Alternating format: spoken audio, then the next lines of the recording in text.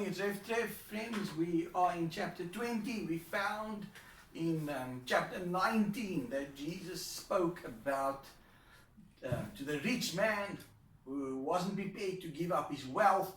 Peter turned and said, Lord, what about us who are willing to follow you? And Jesus speaks about the great rewards that await those who have sacrificed for his kingdom. And now we come to chapter 20. We're going to see a story which Jesus speaks about. A man that goes into the vineyard at different times and pays the same salary to each one.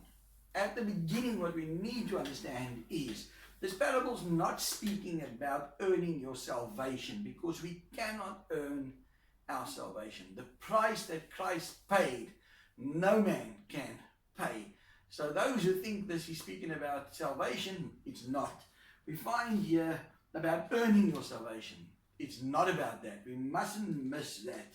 So it says, for the kingdom of heaven is like a landowner who went out early in the morning to hire workers for his vineyard. He agreed to pay them a denarius for the day, and he sent them into his vineyard. About 9 in the morning he went out and saw others standing in the marketplace doing nothing. He told them, you also go and work in my vineyard, and I will pay you whatever is right.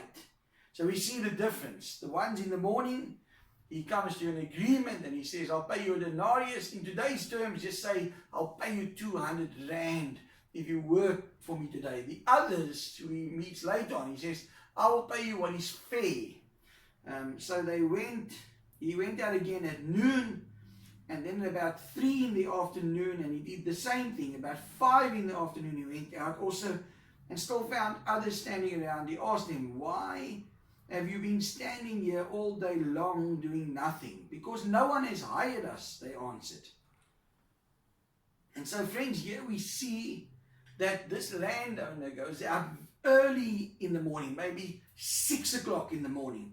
Then he goes out again at 9 o'clock in the morning, then at 12 o'clock, then at 3 o'clock, and lastly he goes out at 5 o'clock, because the workers are going to finish work at about 6 in the evening. And so he approaches each of these and he says, come and work and I will give you what is fair.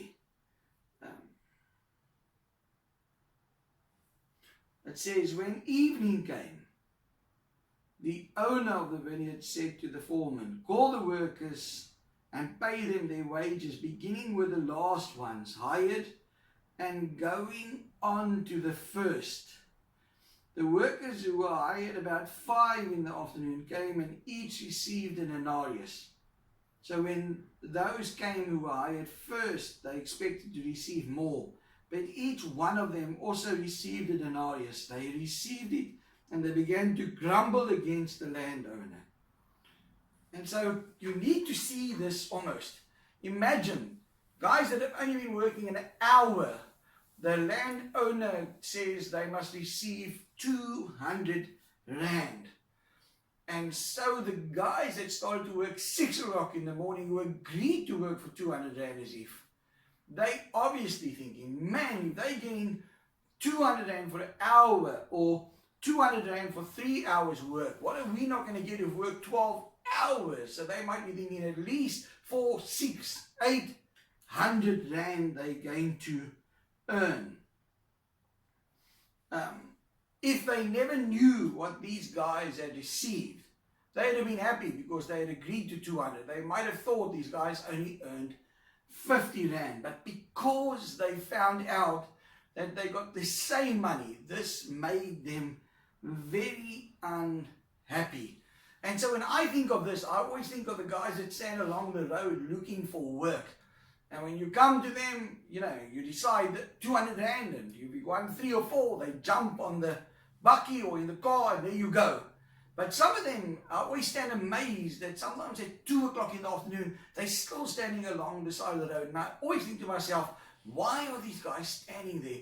Who's going to hire you 2 or 3 o'clock in the afternoon? Because usually the day ends at 4:30 or 5. And many times I don't even try to approach a guy like that, because I'm thinking to myself, if I approach him and I say, what do you want to earn? And he says to me, 200 rand. I'm going to say to him, are you crazy? It's only 2 hours of the day left. I'll give you maybe 50 rand. And so in some ways, a person almost could understand these guys' frustration, because they're thinking, man, how can we get the same money as these guys? These who were hired last worked 1 hour, they said, and you have made them equal to us, who have borne the burden of the work and the heat of the day. But he answered one of them, I am not being unfair to you, friend. Didn't you agree to work for a denarius? Take your pay and go. I want to give the one who has hired last the same as I gave you.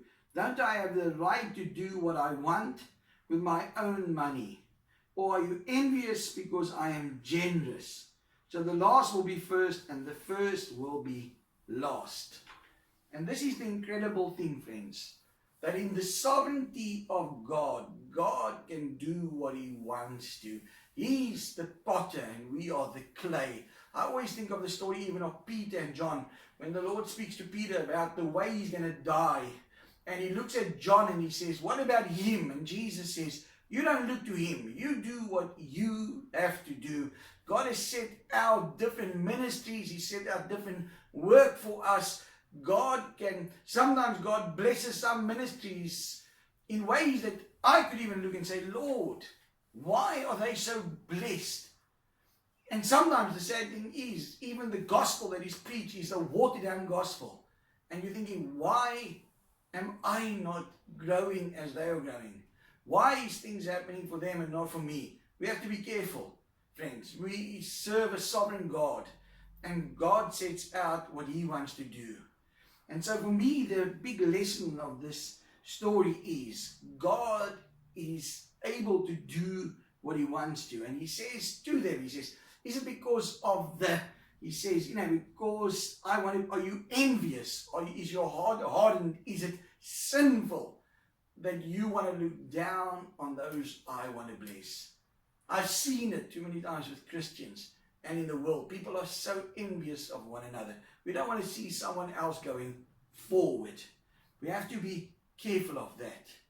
And so we must remember, friends, that we are told in the word, for it is by grace that you've been saved through faith. This is not of yourselves, it's a gift of God.